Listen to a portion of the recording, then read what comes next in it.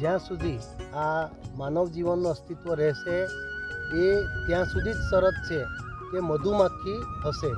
પતંગિયા અને મધુમક્ખીનું જે દિવસે અસ્તિત્વ પૂર્ણ થશે આ પૃથ્વી પર, તે દિવસે માનવ જીવન પણ જોખમમાં અને ખતરારૂપ છે. એવું કઈ રીતે છે? તો ખાસ કરીને આ કોઈપણ ખેતી પાકમાં જે પોલિનેશનનું કામ, પરાગરજ ને જે એકબીજા પર લઈ જવાનું કામ ખાસ મધુમક્ખી અને પતંગિયા કરે છે. આપણે ખેડૂતોએ પોતાના ખેતરની આજુબાજુમાં કોઈપણ એક ખૂણામાં 10x10માં આ રીતે આપણે ફૂલવાળા સુગંધવાળા પાકો કરવાથી આપણને આ જે મધુમક્ખીનું વર્કિંગ રહે છે.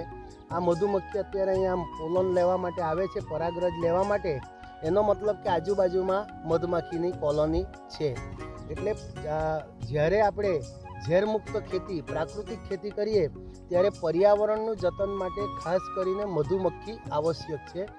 મધ એ આપણું ગૌણ છે, પણ ખાસ કરીને પરાગને એટલે કે ફ્લાવરને જે સેટ કરવા માટેની જે સેટિંગ પ્રક્રિયા છે, જે પરાગરજનું જે મિલન કરાવવાનું કામ છે, એનું મુખ્ય મીડિયેટર મધમાખી છે. એટલે પતંગિયા અને મધમાખી આપણી વાડીની અંદર અવશ્ય હોવા જોઈએ. સજીવ ખેતી, પ્રાકૃતિક ખેતી, ગાય આધારિત ખેતી, કોઈ પણ ખેતીની અંદર, ઝેરમુક્ત ખેતીની અંદર ખાસ કરીને આ જે ફ્લાવરિંગને સેટિંગ કરવાનું કામ મધમાખી કરે છે. એટલે આપણી એક વાડીની અંદર કમસે કમ એક કોલોની હોવી જોઈએ.